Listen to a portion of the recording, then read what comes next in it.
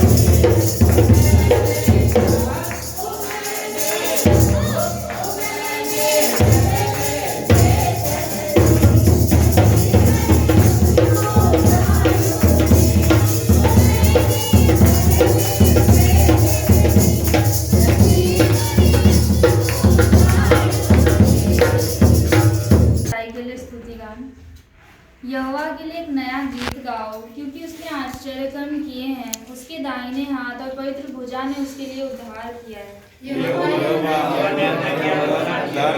प्रकाशित किया है उसके अपने। उसने इज़राइल के घराने पर की अपनी करुणा और सच्चाई की सुधि ली, और पृथ्वी के सब दूर दूर देशों ने हमारे परमेश्वर का किया हुआ उद्धार देखा है।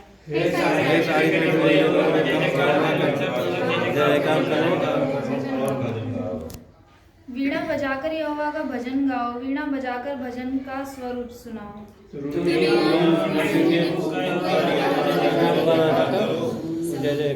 समुद्र और उसमें की सब वस्तुएं गरज उठे, जगत और उसके निवासी महाशब्द करें। यह यहोवा के सामने पृथ्वी का न्याय करने को आने वाला है। वह धरती की सगल का और सच्चाई से देश का न्याय करेगा। आमीन। स्तुति गान है। परमेश्वर की सच्चाई कोई एक बात नहीं है। जब हम परमेश्वर की बात करते हैं तो उसमें पता नहीं अनगिनत सी चीजें जो है ना समाया हुआ है इस परमेश्वर के एक नाम से।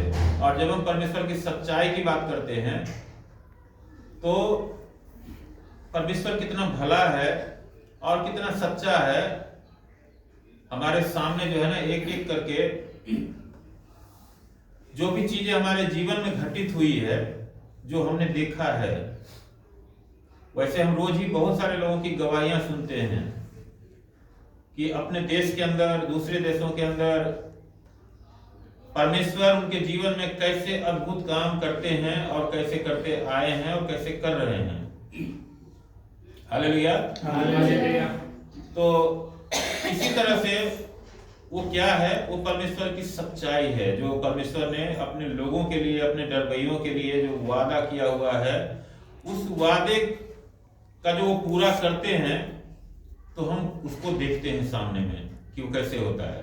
और तब हमारा मन क्या करता है, धन्यवाद करता है परमेश्वर का कि प्रभु सचमुच में तू धन्य है, तू ही था जिसने ये कर दिया हमारे लिए। हालेलुया। तो यहाँ पर भी एक सच्चाई है जो बहुत ही बड़ी वाली सच्चाई है। मतलब अगर हम कहें ना कि सच्चाइयों का जड़ है तो ये कोई अतिशयोक्ति नहीं है। यहाँ पर हम देखेंगे अभी आगे के उसमें क्या कह रहा है कि यहोवा के लिए एक नया गीत गाओ, क्योंकि उसने आश्चर्य कर्म किए हैं। उसके दाहिने हाथ और पवित्र भुजा ने उसके लिए उद्धार किया है। क्या कहा है, यहोवा के लिए एक नया गीत गाओ, क्योंकि उसने आश्चर्य कर्म किए हैं। उसके दाहिने हाथ और पवित्र भुजा ने उसके लिए उद्धार किया है। किसने उद्धार किया है? दाहिने हाथ और पवित्र भुजा ने। देखो, वैसे तो परमेश्वर कोई मनुष्य नहीं है, उसको किसी हाथ की जरूरत नहीं है, लेकिन ये सब हम समझने के लिए देखते हैं कि ये जो है ना एक सिंबॉलिक है कि उसका जो बायां हाथ है ना, वो जो है ना प्रकोप का हाथ है। बायां हाथ जिस पर पड़ गया ना तो उसका हाल जो है ना फिरौन की तरह ही होता है और सदोम और अमोरा की तरह। लेकिन दाहिना हाथ जो है ना वो उसकी सामर्थ्य और उसकी करुणा से भरा हुआ है। वो जिस पर आता है ना तो उसके जीवन को वो उजियाला मिलता है। उसके जीवन में पौ फटने के समान उजियाला होता है और स्वर्ग खुलता है उसके लिए। हालेलुया। तो यहाँ पर कह रहा है कि क्या किया है, उसकी जो पवित्र भुजा है उसने उद्धार किया है। यहोवा ने अपना किया हुआ उद्धार प्रकाशित किया। उसने अन्य जातियों की दृष्टि में अपना धर्म प्रकट किया है। यहां पर देखिए क्या लिखा है कि यहोवा ने अपना किया हुआ उद्धार प्रकाशित किया।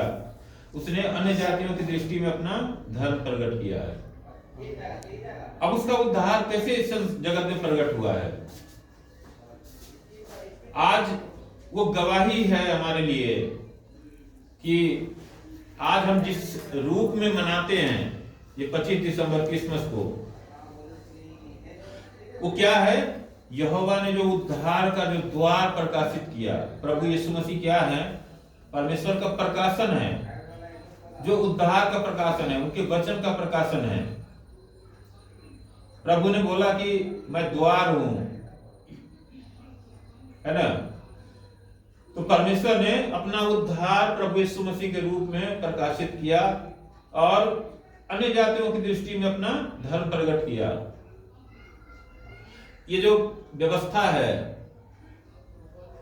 और जो नबियों की किताब है, अगर प्रभु यीशु मसीह नहीं आते जगत में शरीर में, तो मुझे लगता है कि ये बातें सच्ची नहीं हो पाती कभी, और लोग नहीं जान पाते, क्योंकि उससे पहले बहुत ही थोड़े लोग थे जो व्यवस्था को संभाल के रखे थे और जो लोग जानते थे कि परमेश्वर ने क्या, उनका जो कॉन्स्टिट्यूशन है वो क्या है, क्या उन्होंने एक सिस्टम, एक व्यवस्था जो है दिया था, जो मोसेस के जरिए दिया था। लेकिन जब प्रभु यीशु मसीह आए, जो उन्होंने सारी जो व्यवस्थाएं थी, जो पुरानी व्यवस्थाएं थी, उनको पूरा किया और वहां से एक नया अध्याय शुरू हुआ, एक नया द्वार खुला, जिसमें हो के परमेश्वर से मेल मिलाप करना आसान हो गया। Hallelujah, hallelujah.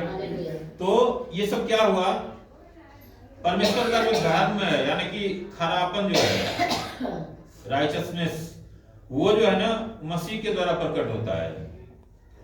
हालेलुया। और क्या कर रहा है कि उसने इजराइल के घराने पर की अपनी करुणा और सच्चाई की सुधि ली और पृथ्वी के सब दूर दूर देशों ने हमारे परमेश्वर का किया हुआ उद्धार देखा है। अब परमेश्वर क्या कहते हैं कि उसने इजराइल के घराने पर की अपनी करुणा और सच्चाई की सुधि ली है। हम जानते हैं कि उसका करुणा, उसका सच्चाई जो है उसे भरा हुआ है परमेश्वर, और वही करुणा और सच्चाई उसने प्रकट किया जो सदियों पहले उसने जो अपने भविष्यवक्ताओं के द्वारा जो वादा किया था, जो वाचक भरा था, वो क्या हुआ, प्रभु यीशु मसीह के जरिए उसने जाहिर किया। क्योंकि परमेश्वर आत्मा है। आप एक बात सोचिए कि अगर मान लीजिए कि हमारे सामने कोई गाय आ जाए, तो क्या हम गाय से बात कर सकते हैं? क्या गाय हमारी बात को सुनेगा? हैं? या हम गाय के बात को सुन सकते हैं कि वो क्या कह रहा है? नहीं सुन सकते ना। लेकिन एक दूसरी गाय जो आएगी ना, तो वो उसकी बात को समझ जाएगी, है ना, क्योंकि उनका भाषा एक है। इसी तरह से मनुष्य को समझाने के लिए ना मनुष्य की ही जरूरत पड़ती है। और हम जानते हैं कि क्या है, परमेश्वर आत्मा है। तो परमेश्वर जो अपना प्रकाशन करेगा, कैसे करेगा परमेश्वर अपना प्रकाशन? मनुष्य को समझाने के लिए मनुष्य की ही जरूरत पड़ेगी। अगर मान लीजिए कि जो व्यक्ति मर गया है, हमारे ही कोई पूर्वज है, उनसे हम बात करना चाहे तो कर सकते हैं क्या? बात नहीं कर सकते, क्योंकि वो शरीर में नहीं है।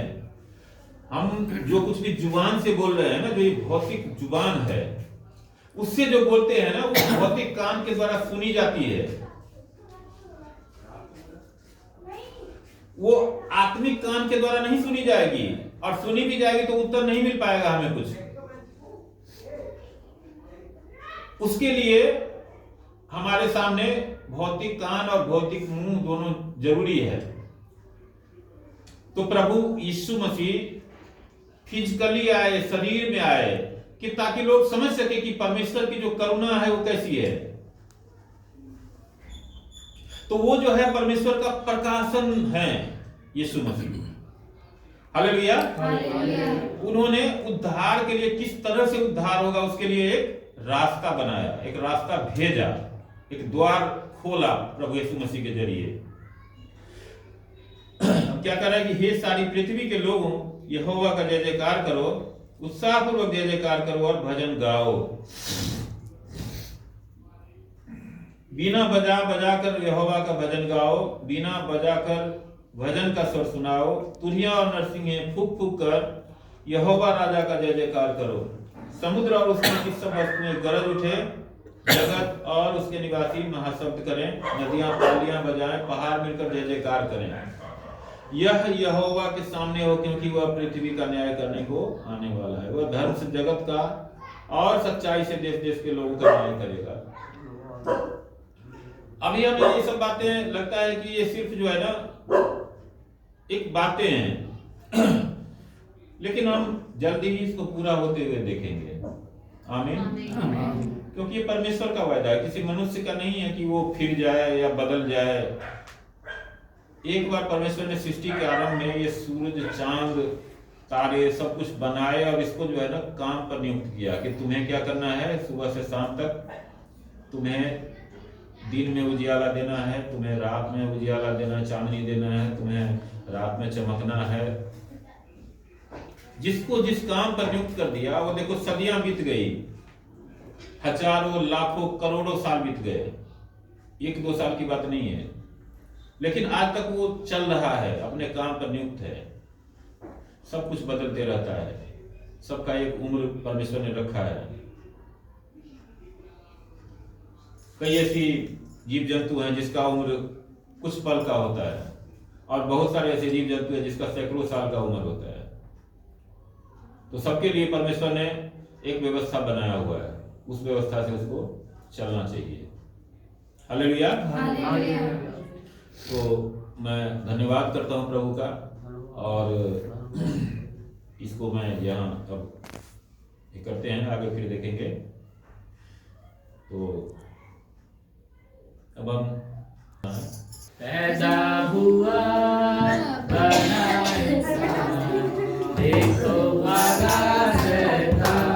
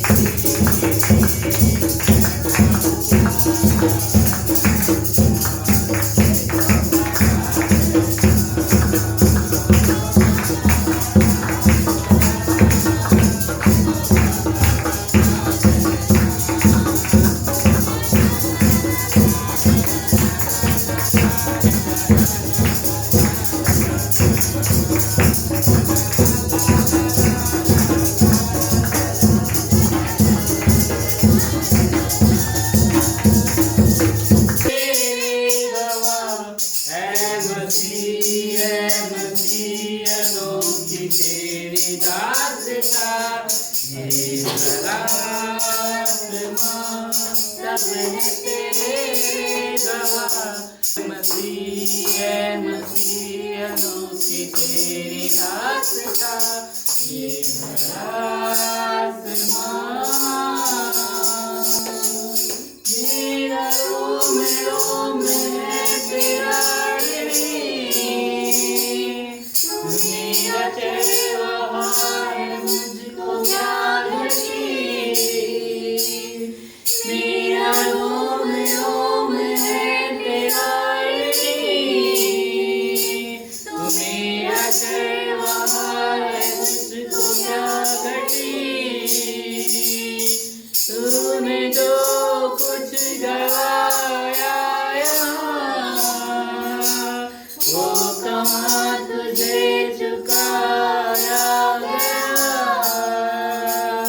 तूने जो कुछ गवाया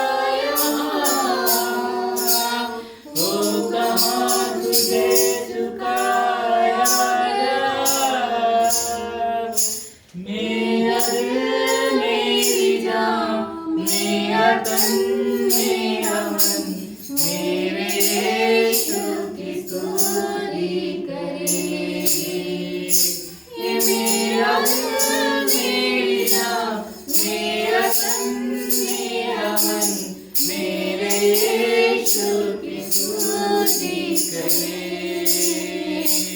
ये आत्मा सब है तेरे गवाह है मसीह अनोखी तेरी दास्तां ये आत्मा तू दया की एक मिसाल है प्रभु मैं से कम मैं तेरा साया बन सकूं तू दया की एक मिसाल है प्रभु कम से कम मैं तेरा साया बन सकूं तो प्यारे और क्षमा का सागर प्रभु मैं तेरे सागर की बूंद बनूं तो प्यारे और क्षमा का सागर प्रभु मैं तेरे सागर की बूंद बनूं ये है मेरी दुआ ये है मेरी आरज़ू ये मेरी कामना है हरदम प्रभु ये है मेरी दुआ ये है मेरी आरज़ू ये मेरी कामना है हरदम प्रभु ये आत्मा सब है तेरे गवाह है मसीह अनोखी तेरी दास्तां ये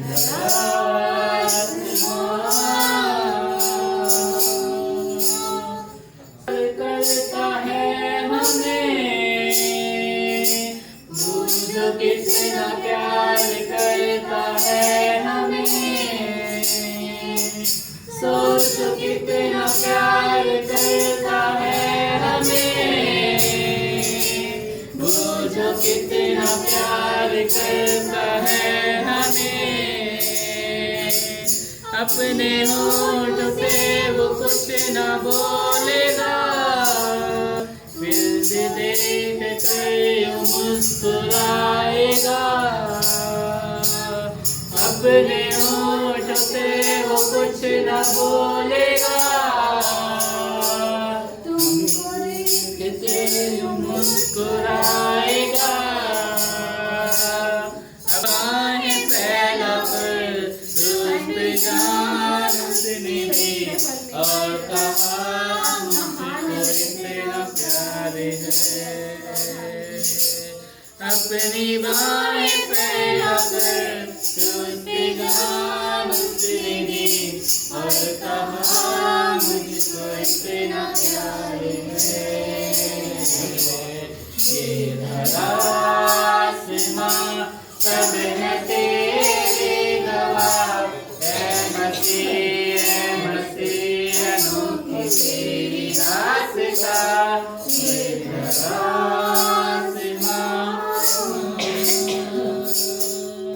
मेरे महबूब मेरे महबूब मेरे महबूब मेरे महबूब प्यारे मसीहा किस जगह तेरा जलवा नहीं है मेरे महबूब प्यारे मसीहा जगह तेरा जलवा नहीं है जगह तेरी दौलत नहीं है इस जगह तेरा चर्चा नहीं है मेरे महबूब प्यारे मसीहा इस जगह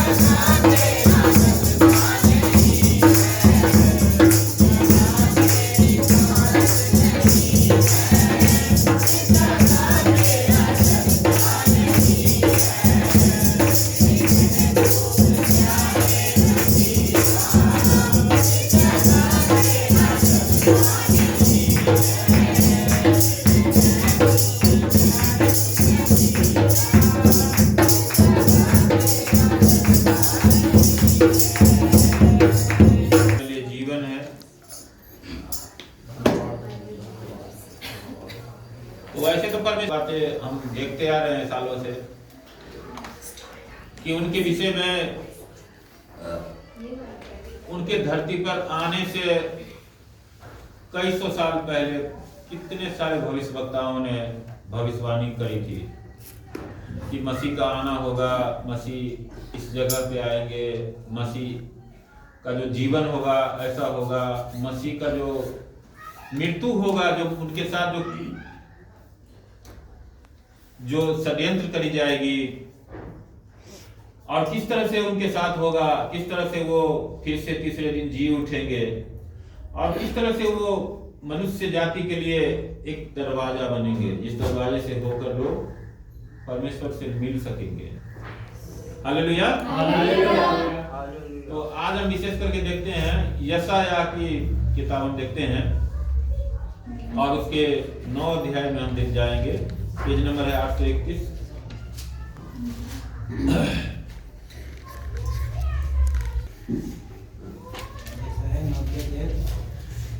9 अध्याय के 2 से हम देखेंगे करते हैं कि वो शांति का राजा है, शांति का राजकुमार है, उद्धार करने वाला परमेश्वर है, जीवन देने वाला परमेश्वर है, मृत्यु से बचाने वाला परमेश्वर है और बीमारियों से छुटकारा देने वाला परमेश्वर है, अंधकार के शक्तियों से छुटकारा देने वाला परमेश्वर है, भूख और तमाम तरह के परेशानियों से छुटकारा देने वाला और हमारे हृदय में अपने शांति को स्थापित करने वाला परमेश्वर है। हालेलुया। तो यहाँ पर उनको शांति का राजा कहा गया है। जो ये वचन हम अभी देख रहे हैं इसमें उनको शांति का राजा कहा गया है, इस नाम से पुकारा गया है। अब जिसके हजारों लाखों करोड़ों बातें हैं उसमें, तो उसको पुकारने के लिए तो कोई एक ही बात कहा जाएगा, तो इसलिए यहाँ पर शांति का राजा उनको कहा गया है। हालेलुया। यहाँ पर क्या लिखा है कि जो लोग अंधियारे में चल रहे थे उन्होंने बड़ा उजियाला देखा और जो लोग घोर अंधकार से भरे हुए मृत्यु के देश में रहते थे उन पर ज्योति चमकी। क्या कर रहे हैं? जो लोग अंधियारे में चल रहे थे, कौन लोग? जो अंधियारे में चल रहे थे। देखो अंधियारे में तो बहुत सारे लोग चलते हैं। क्या लगता है आपको इस संसार में कितने लोग होंगे जो उजियाले में चलते होंगे? यहाँ हम दिल्ली शहर में रहते हैं ना, देश की राजधानी में, तो देखते हैं कि यहाँ जो है ना छोटी छोटी सड़कों जो है ना वहां पर भी स्ट्रीट लाइट लगी हुई है, यहाँ रोशनी है। लेकिन दिल्ली से थोड़ा बाहर आप निकलो, गांव की तो बात ही नहीं मैं कर रहा हूं, हाईवे पर आपको जो है ना उजियाला नहीं मिलेगा हर एक हाईवे पर, और गांव में तो सड़कों पे होता ही नहीं उजियाला। लेकिन उनको अंधकार की आदत है, अंधकार में जीने की आदत है, इसलिए वो उजियाला की खोज नहीं करते हैं।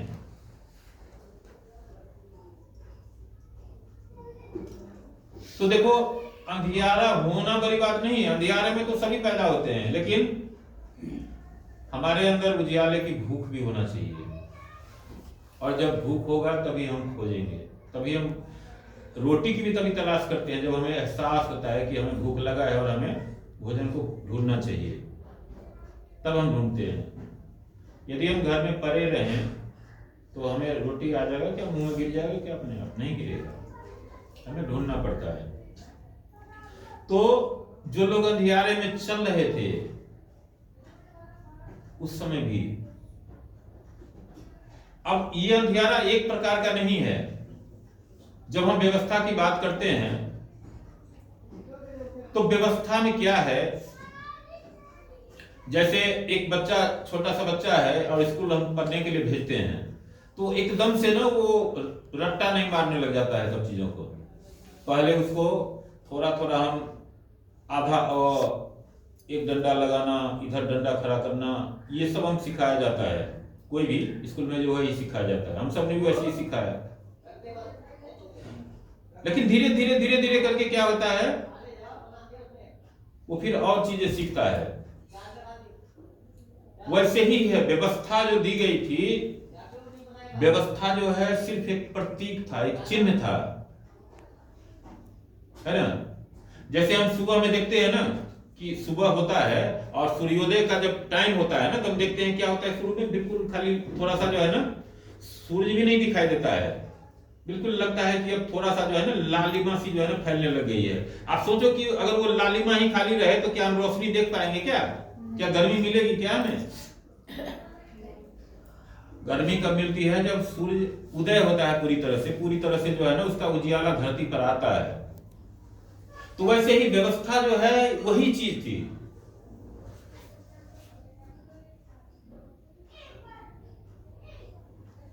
हालेलुया। व्यवस्था वही बातें थी। व्यवस्था दिया गया था कि आप एक तंबू बनाओ और उसमें जो है ना वाचा का संदूक रखो, उस संदूक के पास कोई न जाए, उसके पास वो जाए उसके ऊपर आग गिर के खत्म हो जाता था, वो भस्म हो जाता था। उसको जो है धूप दिखाओ, अगरबत्ती दिखाओ और वो तमाम चीजें जो बलि चढ़ाओ, वो व्यवस्था दी गई थी। लेकिन हम पहले भी कई बार जिक्र कर चुके हैं कि जैसे कि रोमियो में लिखा हुआ है, अगर व्यवस्था से, अगर उस बलि देने से मनुष्य को अगर उद्धार मिलता, छुटकारा मिलता, तो हर साल उसको बलि नहीं देनी पड़ती, है ना। हर साल बलि नहीं देनी पड़ती। अगर एक ही दिन में स्कूल में पढ़ने से अगर कोई बड़ा अधिकारी बन जाता तो उसको 15 साल, 20 साल, 25 साल नहीं जाना पड़ता ना, है ना।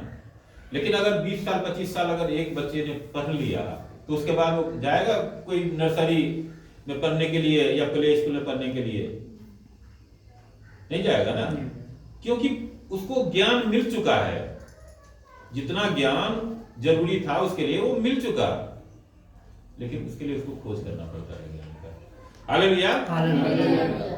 तो यहां पर कह रहा है कि जो लोग अंधियारे में चल रहे थे उन्होंने बड़ा उजियाला देखा। अब देखो यीशु मसीह का जब जन्म हुआ, कितने लोगों का हम जिक्र देखते हैं जो जिनको पता चल गया कि यही जो है ना वास्तव में उद्धार करता है। बहुत ही गिने चुने लोगों को, है ना। एक वो बुजुर्ग व्यक्ति थे जो मंदिर में मिले थे, है ना। आपको याद आ रहा है? वो यीशु मसीह को गोद में लिया और बोला, जे प्रभु, मैं तो इजराइल के उद्धार का बाट जो हो रहा था, अब अपने दास को तू विदा कर, क्योंकि मैंने अब अपने उद्धार को देख लिया है। हालेलुया। हालेलुया। कितने 80-90 साल से वो इंतजार कर रहा था। और एक विधवा स्त्री थी जो 84 वर्षों से इंतजार कर रही थी। तो कितने लोग थे? गिने चुने 2-4 लोग थे जिनको पता था, जिनको परमेश्वर की आत्मा ने बताया था कि तुम्हारे लिए उद्धार आने वाला है, और जब तक तुम उसको देख नहीं लोगे तब तक इस संसार से तुम्हारा कूच नहीं होगा। क्या 2 ही लोग थे? क्या नहीं थे ना, लाखों लोग थे, करोड़ों लोग थे, है ना। एक गांव में कितने लोग होते हैं? एक छोटे से शहर में भी कितने लोग होते हैं? कम से कम हजारों में तो होते ही होंगे। लेकिन कुछ लोगों को, क्योंकि वो लोग परमेश्वर के खोजी थे, इसलिए परमेश्वर ने उन पर प्रकट किया। हालेलुया। तो ऐसे लोगों पर ज्योति चमकी। अब वो जो भविष्यवक्ता थे, अभी हम भजन गा रहे थे ना मजूसियों के विषय में, कहां से वो आए थे? खाना बदोश। उनको भी तो परमेश्वर ने बताया था ना कि दाऊद के नगर में क्या हुआ है? एक मसीहा उत्पन्न हुआ है जो इस पृथ्वी का उद्धार करेगा, जो अपने लोगों का उद्धार करेगा, है ना। और वो तारा को देख करके पीछा कर रहे थे कि जहां वो तारा ले जाए, ठहर जाए, वहीं पर हमारे लिए वो उद्धार करता जन्मा है। हालेलुया। अब वो अंधकार जो था ना, और ये जो अंधकार है, इस अंधकार का अंजाम क्या है? अब देखिए, जो लोग घोर अंधकार से भरे हुए मृत्यु के देश में रहते थे, उन पर ज्योति चमकी। ये किसके विषय में बात कर रहे हैं? एक तो हम जानते हैं नरक के विषय में कि वहां अंधेरा है, वहां जो है ना आग जलते रहता है और लोग उसमें जलते रहते हैं। जिसको भी वहां जगह मिलता है उसमें वो जलते रहते हैं, पिघलते रहते हैं और अपने ही मांस को नोच नोच के खाते रहते हैं। और वहां से कोई अंत नहीं है। ये नहीं है कि उसको जो है ना 100 साल कर्मों को भोग लेने के बाद जो है ना उसको वहां से छुटकारा मिल जाएगा। कोई अंत नहीं है, वहीं रहना है उसको। 2 ही जगह है, तीसरा जगह नहीं है कोई। हालेलुया। तो जो वो मृत्यु के जो देश में थे, जो इस संसार में भी मृत्यु को झेल रहे थे, मैं पहले भी कई बार हमने बात करी है कि मृत्यु का मतलब ये नहीं है कि हमारा जो है ना शरीर छूट गया, वही एक मृत्यु नहीं है। अस्पताल में चले जाओ आप, देखो जो लोग आईसीयू में हैं, कितने लोग हैं जो कितने दिन, कितने महीने, कितने साल तक कोमा में रहते हैं। कोमा का मतलब क्या होता है? जैसे हम लोग पढ़ते हैं ना हिंदी में या इंग्लिश में, कामा, वही कामा है, मतलब वहां रुकना है थोड़ा सा। लेकिन वो जो रुकना है ना, तो यहाँ का कोमा तो होता है कि कोमा के बाद फिर से शुरू हो जाती है ना। लाइफ का जो अगला भाग है वो शुरू हो जाता है, लेकिन उसका कोई मतलब पक्का नहीं है कि वो कोमा से जो है बाकी फिर वापस भी जो है आना है या वैसे ही कोमा में ही रह जाना है, पूर्ण विराम हो जाना है, पता नहीं है उसको। तो उसकी क्या दशा होगी आप जरा कल्पना करिए।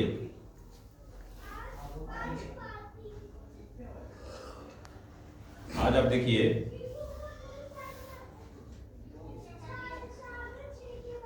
दिल्ली में इतने अस्पताल हैं और लोग बिहार से, यूपी से और आसाम से और कहां से जो है लोग आते हैं इलाज करवाने। उनके पास पैसे नहीं होते हैं, उनके पास इतना पैसा नहीं होता है कि वो किराए पर जो है कमरा लें और खाने पीने और तमाम चीज का जो है ढंग से व्यवस्था करें। इलाज का कोई पता नहीं, कितने दिन में इलाज होगा, कितने दिन में ठीक होगा, नहीं होगा। इस ठंड में वो कैसे रहते हैं? तो आप सोचिए, क्या वो मरना नहीं है क्या? एक व्यक्ति के साथ ये हो रहा है, उसका पूरा परिवार इसमें जो है परेशान है। वो क्या है, मौत नहीं है क्या? पल पल मरता है वो परिवार, पल पल मरता है। एक आदमी अगर जेल हो जाए ना, घर का अगर मुखिया को जेल हो जाए, तो उसके घर पर क्या बीतता है वो आप देखिए। क्या मौत नहीं है क्या? जिस घर में हमेशा हर दिन लड़ाइयां होती है, आपस में लोग गाली गलौज और मारकाट करते रहते हैं, क्या वो मौत नहीं है क्या? मौत का एक रूप नहीं है, बहुत सारे रूप है मौत के। लेकिन जहां परमेश्वर है ना, वहां पर ये सब चीजें नहीं होता है। परमेश्वर, सबसे पहला काम जो परमेश्वर का होता है ना, जो वरदान है, जो गिफ्ट है, वो है उसकी शांति। अभी हम शांति के राजा के विषय में ही बात कर रहे हैं। प्रभु ने अपने चेलों से क्या बोला? जितने बार वो पुनरुत्थान के बाद आते हैं ना, अपने चेलों से मिलते हैं, तो कहते हैं कि तुम्हें शांति मिले। ये नहीं बोलते हैं कि तुम्हें जो है ना, बस मैं आया हूं यही बताने कि तुम जहां पर खड़े हो ना, वहां खोदोगे ना तो तुमको बड़ा सा वो तांबे का घड़ा मिलेगा, उसमें जो है सोने की ईंट भरी होगी। ऐसा नहीं बोलता है प्रभु ने। तुम्हें शांति मिलेगी, क्योंकि संसार में तुम्हें क्लेश होता है, इसलिए मैं तुम्हें अपनी शांति दिए जाता हूं। क्या ये शांति कहीं बिकता है क्या? या कोई खरीद सकता है क्या? बेच सकता है? किसी के पास है जो बेच देगा? ये परमेश्वर का वरदान है जो फ्री में मिलता है, और वो जिसको भी देता है फ्री में ही देता है। हालेलुया। तो ये सारे जो मौत में जो जूझ रहे थे और जो जूझ रहे हैं, उन सब के लिए वो उजियाला लेके आया। हालेलुया।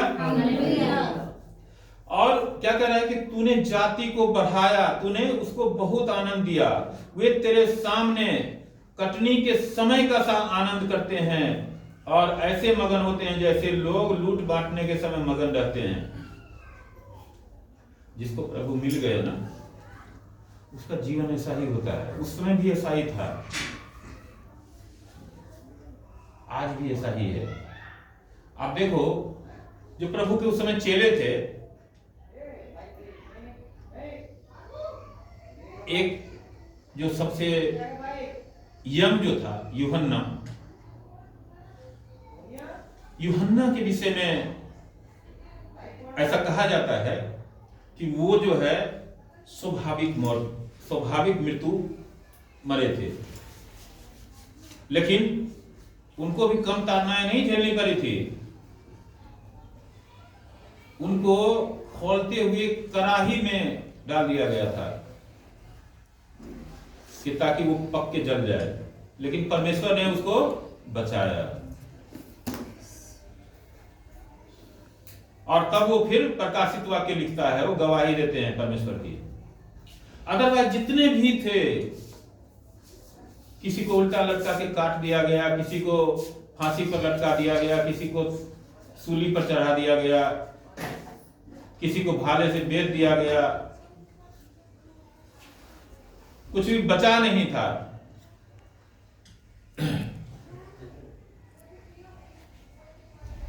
तो आप कल्पना करिए कि वो क्यों इतना उत्साहित हो गए थे कि उन्होंने मौत को भी तुच्छ समझा। जो संसारिक मौत है उसको भी तुच्छ समझा, क्योंकि उन्होंने प्रभु को पा लिया था। और उनको ये समझ में आ गई कि सबसे जो अनमोल चीज है ना, वो हमने पा लिया है। अब हमारे लिए ये जीवन, ये शरीर, ये मौत, ये संसार का धन, ये दौलत, ये बेटे, ये बेटी, ये माँ, ये बाप, ये पति, ये पत्नी, ये सब जो है ना फीका है, क्योंकि सबसे अनमोल चीज पा ली, प्रभु को पा लिया, उसके स्वर्ग को पा लिया। हालेलुया।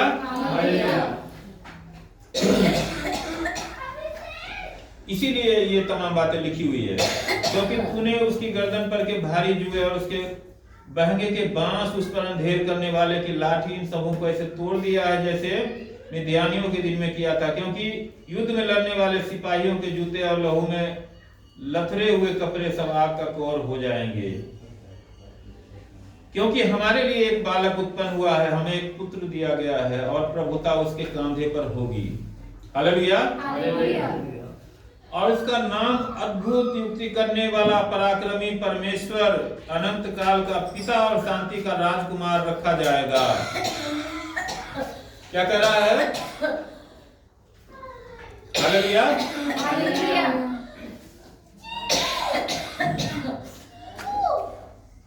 क्या कह रहा है कि क्योंकि हमारे लिए एक पुत्र दिया गया है।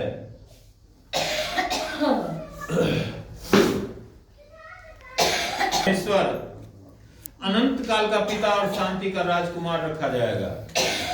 अभी हम किस विषय में बात कर रहे हैं? शांति के विषय में, कि वो शांति का राजा है। लेकिन जब उनके विषय में संदेह हो रहा था उनको, जैसे हम भी बात करते हैं कि वो पुत्र है, पिता, पुत्र, पवित्र आत्मा, हम बात करते हैं ना, तो कई बार हमें क्या लगता है कि ये जो है ना, ये तीनों अलग अलग चीज है। पिता अलग है, पुत्र अलग है, पवित्र आत्मा अलग है। वो अलग जरूर है, लेकिन मतलब अलग नहीं है, अलग होते हुए भी अलग नहीं है। एक खास मकसद के लिए जो है ना, वो अलग होता है। आप ऐसे समझो कि मूसा को हम सब बार बार सुनते हैं, लेकिन मूसा ने परमेश्वर से बोला कि परमेश्वर, प्रभु, पिता, मैं आपको देखना चाहता हूं। तो परमेश्वर ने बोला कि देखो, कोई भी मनुष्य मेरा मुंह यदि देख ले तो वो जिंदा नहीं रह सकता है, लेकिन तुम मेरे प्रिय हो, इसलिए मैं तुमको निराश नहीं करूंगा। तुम मेरा मुंह तो नहीं देख पाओगे, लेकिन तुम मुझे जरूर देख पाओगे। ये जो पहाड़ की जो दरार है ना, चट्टान की, इसके अंदर तू छिप जा और मैं तेरे ऊपर अपना हाथ रखा रहूंगा ऊपर से। और जब मैं गुजरूंगा ना, जब मैं गुजरूंगा तेरे सामने से, और जब मैं हाथ हटा लूंगा तेरे ऊपर से, तब तुम मेरे पीठ को देख पाओगे। हालेलुया। हम बहुत सी बातों में सुने हैं और यहाँ भी बहुत सारे उदाहरण भरे पड़े हैं। एक सूरज की गर्मी तो थोड़ी सी बढ़ जाती है तो हम तिल मिलाने लग जाते हैं, और जिसने सूरज को बनाया है उसके अंदर कितनी गर्मी है, करोड़ों सूरज की गर्मी है उसमें और रोशनी है। वो गर्मी कोई बर्दाश्त नहीं कर सकता है। इसलिए परमेश्वर जो हमारी क्षमता है, उस क्षमता के साथ मैच करने के लिए जो है ना, पवित्र आत्मा देते हैं। वो है पवित्र आत्मा, परमेश्वर ही है, लेकिन हमारे में सेट होने वाला है, हमारे में वो सेट हो जाता है और वो परमेश्वर के काम हमारे में रह के वो करता है। और जो प्रभु यीशु मसीह है, वो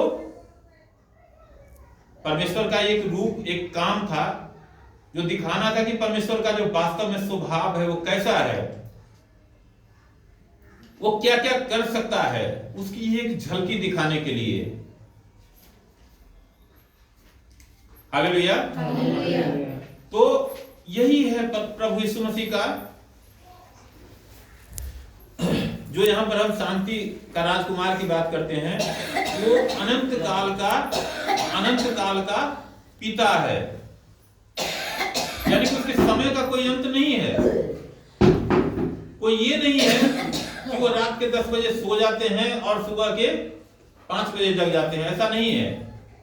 ये आज रविवार है तो आज वो नहीं मिलेंगे और कल मंगलवार होगा तो वो नहीं मिलेंगे, वो ऐसा नहीं है। वचन कहता है कि न तो वो ऊँघता है न सोता है, हमेशा वो 24 घंटे 366 दिन हमारे ऊपर नजर रखता है।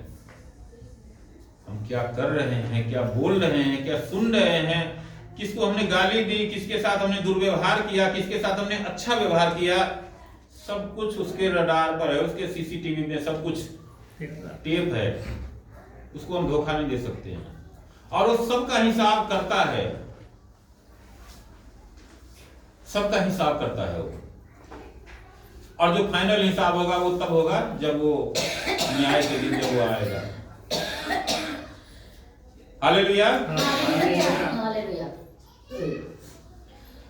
तो किसी ने परमेश्वर को उससे पहले देखा नहीं था, प्रभु यीशु मसीह के शरीर में आने से पहले, कि परमेश्वर के विषय में तो बहुत सारी बातें कही गई है कि वो क्या है, सर्वशक्तिमान परमेश्वर है, वो क्या है, सर्वव्यापी परमेश्वर है, वो क्या है, सब कुछ करने में सक्षम है, वो प्रेम करने वाला है, वो अद्भुत युक्ति करने वाला है।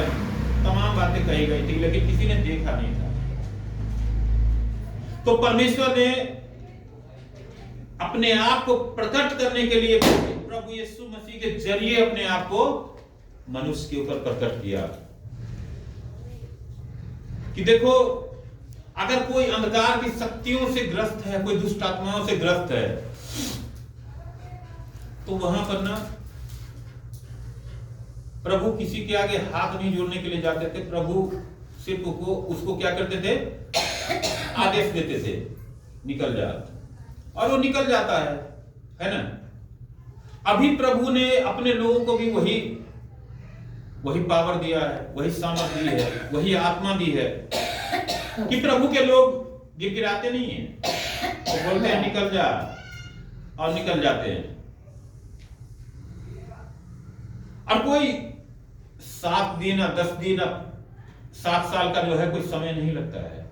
कोई बीमारी है, संसार के डॉक्टर ने बोल दिया कि अब तेरा समय खत्म है, जो करना है कर ले, 2-4 दिन का समय, अब तू बचेगा नहीं। ऐसे हजारों लाखों गवाहियां रोज बनती है जो ऐसे लोगों को परमेश्वर खड़ा करता है, क्योंकि संसार का डॉक्टर जो है ना, उसको परमेश्वर ने बनाया है। जिन लोगों को उसके जरिए ठीक करना है वो लोग उसके जरिए से ठीक होते हैं, लेकिन जहां परमेश्वर को खुद को प्रकट करना है, खुद की महिमा दिखानी है, वहां परमेश्वर अपना ही महिमा दिखाएगा अपने तरीके से। यही सब चीजें उस समय भी हो रहा था। जब उन्होंने शादी में, जब वो दाखरस खत्म हो गया था, हम सब बातें करते हैं कि परमेश्वर सब कुछ कर सकता है। कहते हैं ना कि परमेश्वर सर्वशक्तिमान है। सर्वशक्तिमान का मतलब ही होता है कि वो सब कुछ कर सकता है। लेकिन शक्ति को जब तक हम देखेंगे नहीं तब तक कैसे विश्वास करेंगे कि शक्ति है भी या नहीं है। हम जो समझ रहे हैं वो सही समझ रहे हैं कि नहीं समझ रहे हैं। वहां पर प्रभु भी हमारे आपके जैसे ही मनुष्य के रूप में ही थे, लेकिन उनके कुछ जो वहां शादी के जो ऑर्गेनाइजर थे उन्होंने देखा कि भाई अब तो लोग बाकी है अभी, और यहां जो है मालिक खत्म हो गया है। प्रभु ने क्या बोला कि जब पानी भर दे, पानी भर दे, और 7 मटके में पानी भर दिए गए, और बोला जो वो ले जाके ना दिखाओ जरा प्रधान जी को, टेस्ट करवाओ कैसा टेस्ट है। तो प्रधान जी ने क्या कहा, सब लोग क्या करते हैं, उससे भी उससे भी सब लोग क्या करते हैं, पहले से जो है ना बढ़िया जो है ना दे देते हैं, मतलब असली माल पहले बांट देते हैं, और जब देखते हैं कि लोग बढ़ रहा है तो क्या करते हैं, पानी मिला देते हैं उसमें, है ना, यही फॉर्मूला है। लेकिन तुम तो असली माल अभी तक बचा के रखे थे, है ना।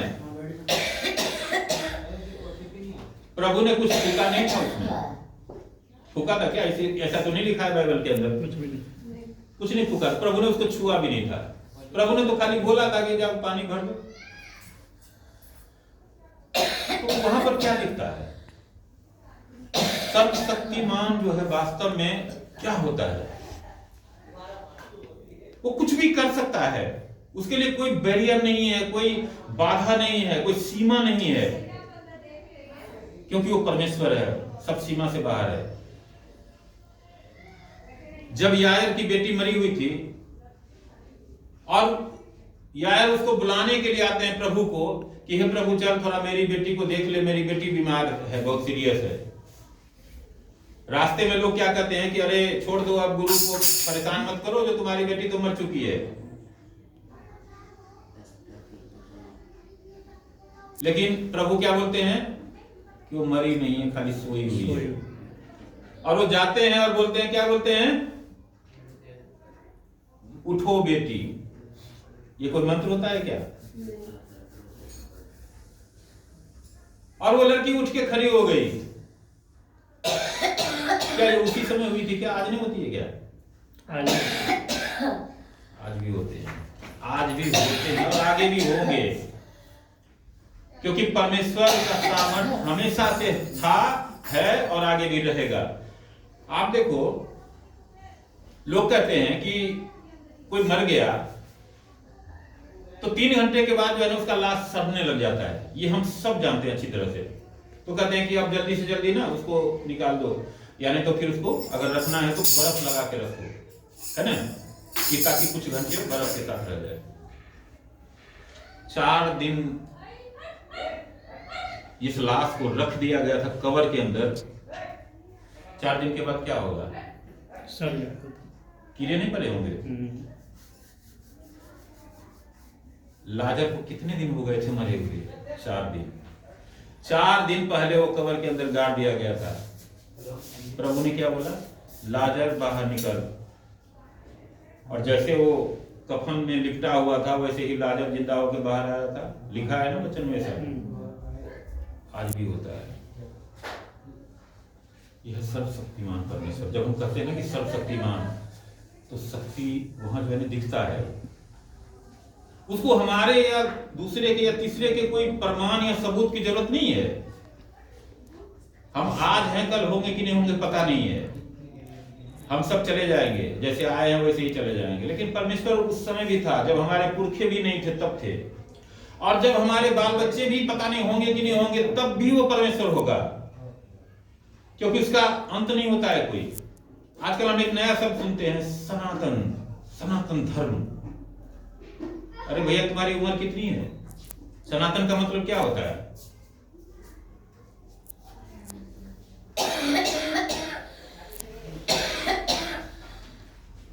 मेरी उम्र पता नहीं 40 साल है, 30 साल है, 20 साल है, 50 साल है, 60 साल है, और मैं सनातन की बात करता हूं। हमारा पता नहीं कि हम अगले पल में होंगे कि नहीं होंगे। एक ही है जो सनातन है, वो है परमेश्वर।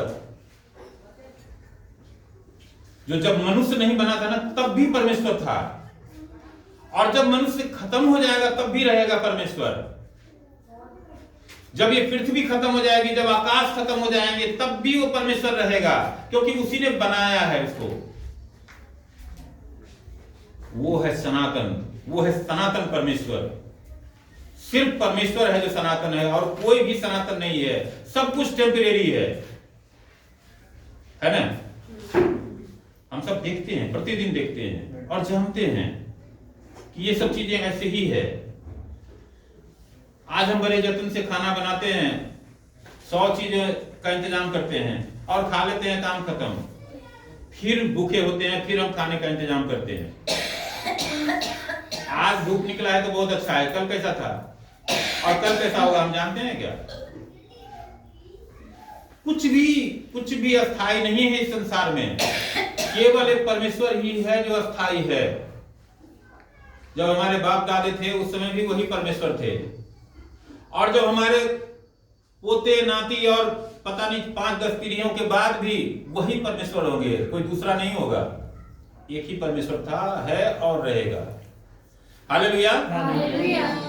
जिसका नाम शांति का राजकुमार है, जिसका नाम उद्धार करता है, जिसने बोला कि मैं ही मार्ग और सच्चाई और जीवन हूं, बिना मेरे कोई पिता के पास नहीं पहुंच सकता। रास्ता भी वही है और सच भी वही है, और कुछ सच नहीं है, और जीवन भी वही है। जब यीशु मसीह है तो सब चीजें हैं। अगर कोई बीमारी, पहली बात तो आएगी नहीं। अगर हम प्रभु में बने रहते हैं तो बीमारी आ नहीं सकती है। अगर आएगी तो आएगी, हमें बिना सताए चली भी जाएगी। अंधकार का तो कोई ताकत नहीं है जो कोई खड़ा हो जाए प्रभु के सामने, प्रभु के लोगों के सामने। तो हर एक चीजों पर परमेश्वर ने प्रभुता दी है, क्योंकि वो स्वयं प्रभु है। तो उसने भी अपने लोगों को वही प्रभुता दी है। हालेलुया। और वही प्रभुता करने वाला शांति का राजकुमार हमारे लिए दिया गया, हमारे लिए आया वो इस धरती पर, कि ताकि हम उसके पीछे चलें, जैसे वो चलाना चाहे, जिसके लिए हमें लाया है धरती पर, हम उसके अनुसार चलें और हमारा जीवन सही ढंग से सही रास्ते पर चले, और हम पर कोई दाग धब्बे न लगे, और हमारे पाप और अपराध क्षमा किए जाएं, और हमें छुटकारा मिले, और हमें स्वर्ग के राज्य में जगह मिले। हालेलुया।